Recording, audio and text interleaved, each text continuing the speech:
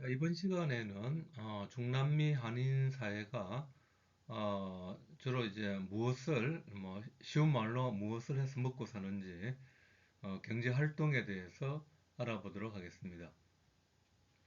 어, 뭐 이건 이제 이미 이제 우리가 한인 사회 이주 역사에서도 이제 살펴보았듯이 남미 지역은 주로 의류, 섬유, 산업이 주종을 이루고 있죠.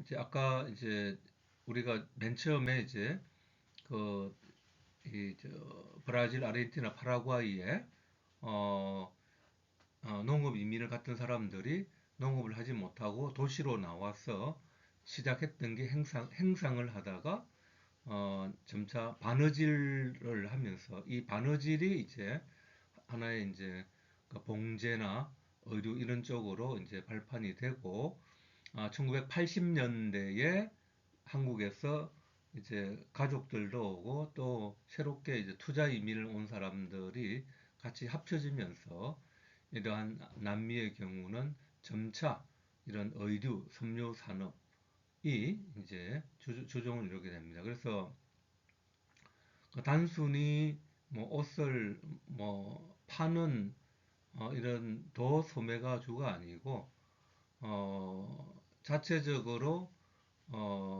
이 옷을 디자인을 하고 그 다음에 그 섬유를 해서 이제 옷을 만들고 이게 생산을 하고 디자인 생산을 하고 또 이것을 또 판매하는 도소매까지 하는 하나의 종합적인 이제 그 수평적인 수직적인 이제 통합이 이루어졌다고 했죠. 예, 그래서 여하튼 이 남미 같은 경우에는 이 주로 우리 한인 사회가 의류 및 섬유 산업에 주종을 이루고 있다. 그래서 이걸 조금 더 자세히 살펴보면은 브라질의 경우에 이제 2011년에 조사를 해보니까 자영업의 76%가 바로 의류 및 섬유 산업이더라고 이제 그 조사가 됐습니다. 그 중에 66%는 의류와 섬유를 만드는 생산하는 어, 생산을 하고 있고 10%는 만든 이제 옷을 판매하는 도소매 업종에 종사를 하고 있다. 이런 거죠. 그래서 압도적으로 모든 이 자영업의 76%가 이제 의류 및 섬유 산업에 종사를 하고 있다. 그 조사가 되었고 나머지 이제 뭐 한 24% 정도는 숙박, 음식, 그 다음에 교육, 보건, 부동산, 금융, 기술 서비스업 뭐 이런 데 종사를 하고 있는 것으로 밝혀졌습니다. 그 다음에 아르헨티나 같은 경우에 대표적인 코리아타운의 아베자네다 지역에 1919년에 대사관이 이제 조사를 해보니까 이 지역에 1200개의 한인 상가가 있었는데 이 중에 750개가 의류를 판매하는 데고 40개의 의류 부속상, 원단을 파는 데가 70개, 그 옷을 만드는 공장이 40개, 뭐 이렇게 되면은 뭐 거의 1200개에서 약 한 1000개 정도가 그렇죠? 이 의류 및 섬유 산업에 종사를 하고 있게 되는 거죠. 그 나머지 이제 한 120, 식당이 이제 한 120개, 그 다음에 이제 의사, 변호사, 회계사, 통관사, 뭐 이런 데 서비스 직종이 한 80개, 그다음 기타 100개, 뭐 이 정도로 분류가 되어서 아르헨티나도 의류 및 섬유 산업이 그 전체 그 종사하는 산업의 주종을 이루고 있다고 이제 알 수가 있습니다. 그리고 반면에 이제 멕시코 같은 경우는 초기부터 뭐 이렇게 집단으로 이민을 간 데가 아니고 어떻게 된 거죠? 우리 그 나프타라든지 뭐 이런 걸로 인해서 우리의 대기업이 진출을 제조업에 진출함에 따라서 거기에 이제 우리 직원들이 가게 되고 또 거기에 따라서 이제 그 산업도 그 연관해서 사는 것도 이제 뭐 그런 대기업의 주위에 어, 대기업에 서비스를 하는 이제 이런 직종이 이제 주업제가 되는데 2021년 멕시코 한인업소록을 보니까 식당이 제일 많습니다. 61%를 차지하고 있고 그 다음에 이제 우리 기업들을 위한 법률, 기업, 서비스, 의료가 22개로서 확실하게 이제 멕시코 같은 경우는 그 식당, 그 다음에 진출 기업의 활동과 관련된 업종이 주종을 이뤄서 그 일찍이 이제 농업 이민을 갔던 이러한 브라질하고 브라질과 아르헨티나와는 조금 다른 형태의 어, 이제 경제 활동을 보이고 있다라는 것이 특징입니다. 그런데 아무래도 아까 이제 남미 같은 경우에 특히 브라질, 아르헨티나 같은 경우는 의류 및 섬유 분야가 70% 이상을 차지하기 때문에 너무 한 업종에 집중되어 있죠. 경제 활동이. 그렇기 때문에 이렇게 다양화가 안 되어 있기 때문에 경제 위기가 발생하면 굉장히 또그 취약합니다. 그래서 이러한 측면이 이제 하나의 약점이기도 하고 거기에다가 최근에는 이런 이제 의류도 뭐냐면은 직접 시장에서 가서 사는 것보다는 전자상거래가 발달해가지고 주로 인터넷에서 주문을 하고 배달을 하는 뭐 이런 새로운 이제 판매 형태가 나타나서 우리 이제 한국 사람들은 아무래도 그러한 새로운 변화에 적응을 잘 못하고 있어서 또 폐업을 하는 사람들이 많이 증가하고 있다라고 이제 이야기를 하고 있어요. 그 다음에 이제 또 하나 이제 우리의 특징이 아무래도 그 이제 우리 한국인끼리 서로 거래를 하다 보니까 이게 뭐 현지의 브라질 사람이라든지 아르헨티나 사람을 대상으로 거래가 많지 않고 한국 사람끼리 하다 보니까 현지 사회와의 소통이 이제 부족한 이러한 이제 단점이 있습니다. 그러나 뭐 요즘은 또 K 한류 같은 게 많이 발달을 해서 현지 사람들이 굉장히 증가하고 있다고는 해요. 근데 하여튼 예전에는 그런 이제 그 문제가 있었다라는 거를 알 수가 있고, 얕은 이제 한 업종에 너무 집중되어 있다는 것은 커다란 이제 단점이고, 그래서 이제 최근에 뭐 아까도 이제 조사에서 보면은 그, 그 비율이 작기는 하지만 그다음 저 변호사라든지 의사라든지 뭐 이러한 이제 그 새로운 서비스 업종에 그 많이 있지 않습니까? 그래서 최근에 이제 2, 3세들이 이러한 새로운 직종에 다양하게 진출하고 있는 뭐 이런 것은 상당히 이제 고무적이라고 할 수 있겠습니다. 그래서 이제 중남미 주요 국가의 이제 우리 그 코리아타운이라고 하죠. 한인촌이 어떻는지 한번 살펴볼게요. 그 브라질 상파울루에 있는 이제 우리 코리아타운이 형성되어 있는 지역 이름은 봉헤찌로입니다. 봉헤찌로. 이게 이제 포르투갈어인데 그 R 발음이 해로 나니까 봉헤찌로, 봉레띠로가 아니라 봉헤찌로 이고 여기에서 이제 뭐 사진으로 볼 때도 보면 확연하게 여기가 한국 상가라는 거를 알 수가 있죠, 그죠? 예. 그리고 이제 상파울루 시에서도 굉장히 신경을 쓰고 있는 그런 상황입니다. 그 다음에 이제 아르헨티나의 이제 부에노스 아이레스의 코리아타운이 있는 지역 이름은 아베자네다라는 지고 여기도 보면은 이제 우리 한국이 걸려 있고 우리 한국 가게라든지 뭐 이런 게 많이 있죠. 예.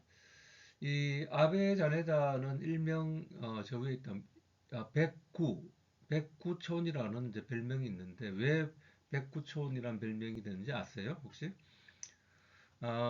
그 이유는 부에노스아이레스의 시내버스 109번 시내버스가 이 지역이 바로 종점이라고 합니다. 그래서 항상 이제 109번을 버스를 타고 아베자네다에 내리기 때문에 일명 이 지역을 버스 번호를 따서 백구촌이라고 불린다고 합니다.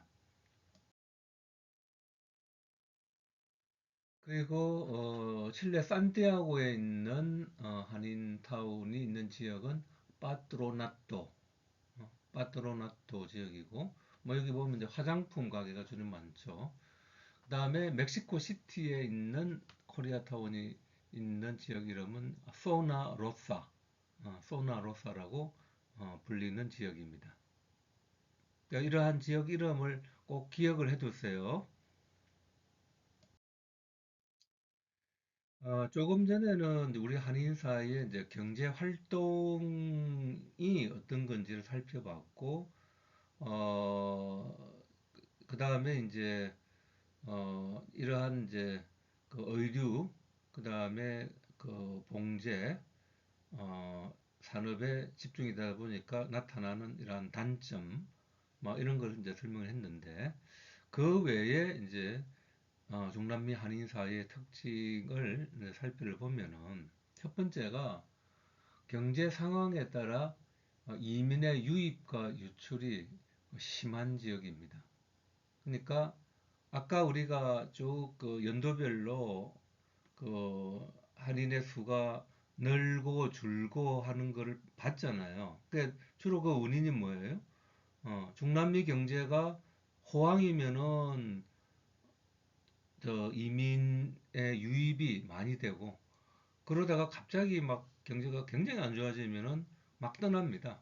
그래서 아르헨티나에서 막 떠나가지고 멕시코로 엄청나게 그 사람이 많이 가고 뭐 이 하는 거 봤죠. 예, 그리고 뭐 그 저 과테말라 같은 경우도 뭐 투자가 안 되니까 주니까 또 확 줄고 뭐 이런 이제 이 경제 상황에 따라서 이제 이민 유입이 유입과 유출이 굉장히 이제 심한 이런 이제 지역인데 이거는 이제 우리가 뭐 미국이나 이런 데는 좀 이제 우리가 거기에 그 미국이 더 교육 수준이 높고 생활 환경이 좋기 때문에 이민을 많이 가는 거 아니겠어요? 선진국형 이제 이주인데 남미는 꼭 이제 이런 거보다도 이 경제적 이익 추구가 우선이라서 경제가 좋으면 확 갔다가 또 나쁘면 확 떠나는 뭐 이러한 현상을 보이고 있습니다. 그래서 이제 대개 이제 그 우리 한인들을 살펴보면은 그 나라 시민권 국적을 보유한 비율이 37.7%에 이제 불과하고 그나마 이제 이 시민권 보유 비율이 높은 국가는 아무래도 우리 한국 사람이 제일 많은 브라질, 그다음 아르헨티나가 이제 그나마 이제 시민권 보유 비율이 높고 그러면 왜 이제 두 나라는 이렇게 시민권 취득이 많으냐 하면은 그래도 이 두 나라가 그 경제 사회 수준이 다른 나라보다는 높고 그래서 이제 정착의 동기를 제공하고 또 자기 자식들이 이제 교육을 잘 받아서 또 현지에서 일원으로 성장해서 뭐 이제 통합을 하는 뭐 이런 게 있기 때문에 이제 다른 데 비해서 훨씬 이제 시민권 보유 비율이 높은 국가입니다. 그렇지 않고 뭐 대개 이제 반 이상 51.4%는 시민권을 얻는 대신에 영주권으로 생각합니다. 영주권이라는 거는 여전히 국적이 대한민국인 거죠. 근데 왜 오랜 기간 그 나라에 살면서도 시민권을 그 취득하지 않고 영주권을만 하느냐 하면은 뭐 여차하면은 제2주 하기가 용이하고 그 다음에 영주권만 하더라도 뭐 그렇게 그 나라에서 사는데 큰 불편이 없습니다. 경제생활에 큰 불편이 없기 때문에 영주권으로 생활하는 경우가 대부분이죠. 반 이상이 그러고 그 다음에 이제 멕시코, 콜롬비아, 페루 같은 이런 국가는 거기에서 오랜 기간 사는 사람들보다 우리 기업들, 주재원 같이 뭐 유학생, 주재원, 좀 일반 체류자가 많은 것이 특징입니다. 특히 멕시코 같은 경우는 44%가 그런 이제 유학생, 주재원 뭐 이런 이제 되고 콜롬비아도 53%, 페루도 49%뭐 이렇게 되고 있는 게 특징이고요. 두 번째 특징은 이제 우리 이제 이런 이제 한인 수가 작죠.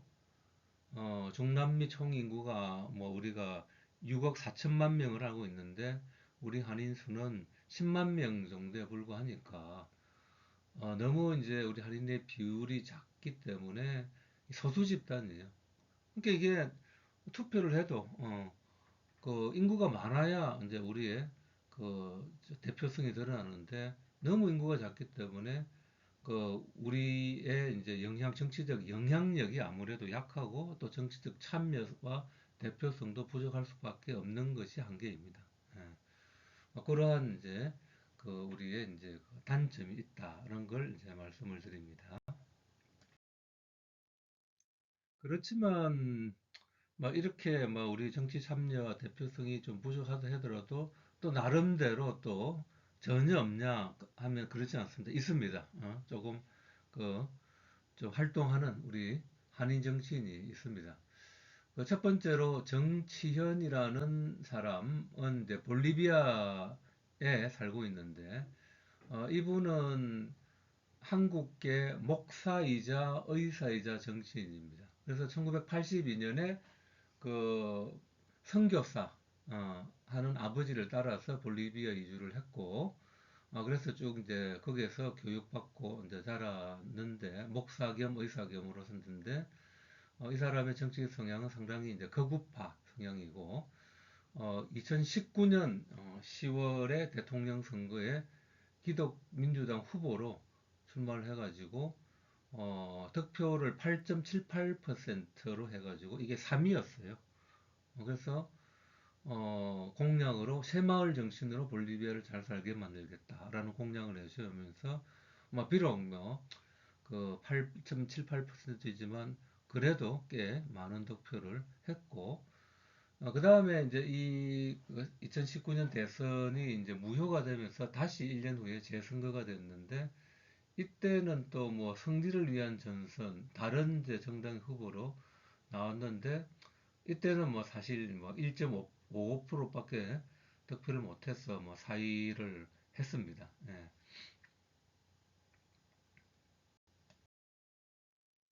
둘째는 코스타리카에 거주하는 김종관이라는 분인데요.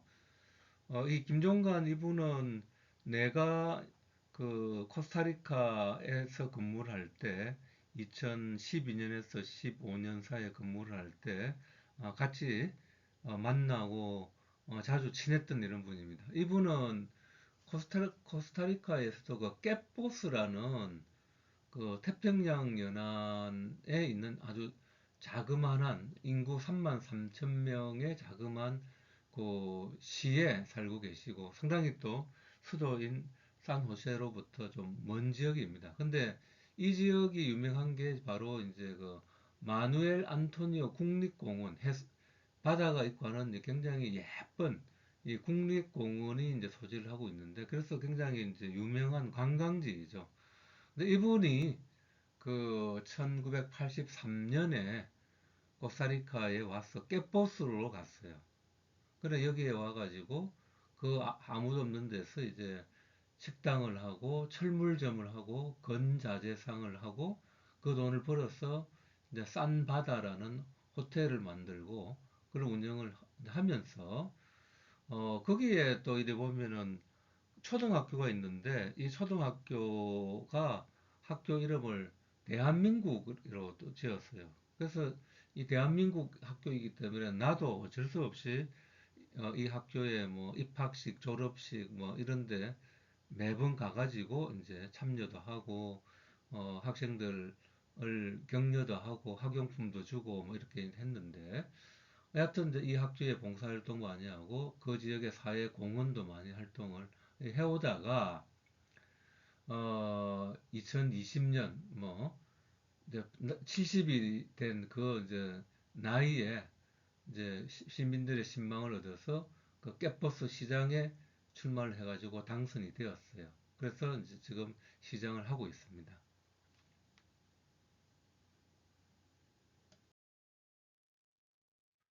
그 다음 이제 소개할 정치인은 정흥원이라는 분인데, 이분은 이제 페루의 그 찬차 마요라는 시에 시장을 했던 분입니다. 이분은 이제 1986년에 처음에는 아르헨티나에 이민을 갔다가 96년에 이제 페루 리마로 왔고, 또 2000년에 리마에서 찬차마요로 이제 이주를 했는데, 이 마을이 이제 인구 한 20만 명의 이제 원주민 마을인데, 뭐 이분이 여기 와서 식당을 하면서 생수 사업을 하고 사회봉사를 쭉 했어. 2010년에 찬차마을 시장이 당선됐고, 또 2013년에 그 재선을 했어요.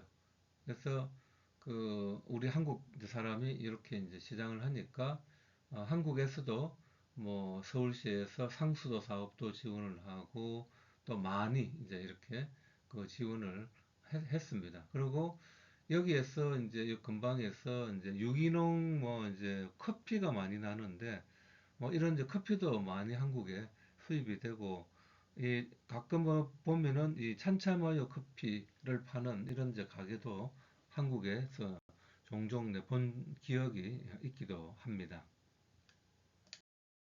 다음에 소개할 사람은 이름이 변시고, 성이 변이고 이름이 결이에요. 변결인데, 이 사람은 굉장히 젊은 사람인데, 1900, 부모님이 1980년에 아르헨티나에 이민을 했고, 그 아르헨티나의 이제 산타페 주의 로사리오 에서 이제 지방이죠. 거기서 이제 출생을 해서 뭐 공부를 잘한 모양입니다. 부에노스아이레스 법대를 졸업해서 변호사를 하면서 2009년에 그 공화주의 제한당에 입당을 했고, 이제 이 당이 이제 그 중도 우파 정당이에요. 그래서 여기에 이제 그 뭐 청년부 문화부장을 하면서, 또 이 당 출신의 이제 이반 베틀렐라 시의원의 이제 보좌관을 이제 했습니다. 그런데 어 이때 이제 그 2015년에 이 바로 이제 중도 우파 공화주의 제한당의 그 후보가 이제 집권당인 좌파의 후보를 누르고 그 대통령에 당선이 됩니다. 당선이 될 때, 이때 이제 이반 베트렐라 시의원이 어, 이 문화부 차관으로 임명이 되죠. 그래서 이제 이 사람이 부에노스아이레스에 이제 가서 문화부 차관으로 일할 때, 이 우리 변결애를 같이 가서 차관보, 불과 이제 그 29살의 나이밖에 안 됐는데 차관보로 이제 임명을 해가지고 같이 이제 일을 쭉 했던 뭐 그런 사람입니다. 그래서 뭐 상당히 젊은 사람이 이제 문화부 차관 고위 이제 간직을 지냈기 때문에 한국에서도 많이 알려지고 했던 뭐 그런 이제 사람입니다. 자, 마지막으로 소개할 사람은, 이 사람은 뭐 정치인은 아니에요. 근데 어떤 분인가 하면은 박만복이라는 분인데, 이분은 그 페루 여자 배구 국가대표팀의 감독을 했던 분입니다.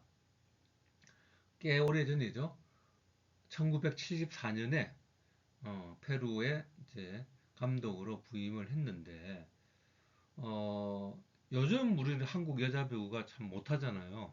맨날 지고 뭐 이제 올림픽에도 못 나가고 그랬는데, 우리 여자 배구가 꽤 이제 그 1980년대는 그 잘했어요. 그래서 이 올림픽에서 동메달도 따고 막 그랬거든요, 그때는. 근데 이분이 이제 그 페루로 부임을 해가지고 대표팀을 좀 맡아서 이제 맡았는데, 1988년에 서울 올림픽이 열렸잖아요. 이 서울 올림픽, 자기 고국이죠. 고국에서 열린 서울 올림픽에서 페루 대표팀이 2등을 했어요. 은메달을. 그러니까 엄청나게 큰 성과를 거둔 거죠. 과연 페루라는 나라에서 어떻게 이런 구기 종목에서 은메달을 딴다는 거는 상상을 못한 거고, 우리 한국도 은메달을 딴 적이 없는 그건데, 이런 기후 때문에 우리 한국뿐만 아니라 그 페루에서 뭐 정말 국가적인 이제 영웅으로 떠오르게 됩니다. 물론 이제 이분은 지금은 돌아가시고 이제 안 계시지만 상당히 지금도 페루를 가면은 이 박만복 감독 이야기를 많이 하게 됩니다.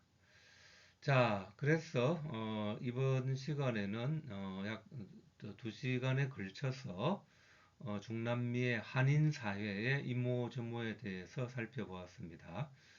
자, 그럼 오늘은 이제 여기에서 마치고 우리는 다음 주에 그 강의실에서 다시 보도록 하겠습니다. 여러분들 수고 많이 하셨습니다.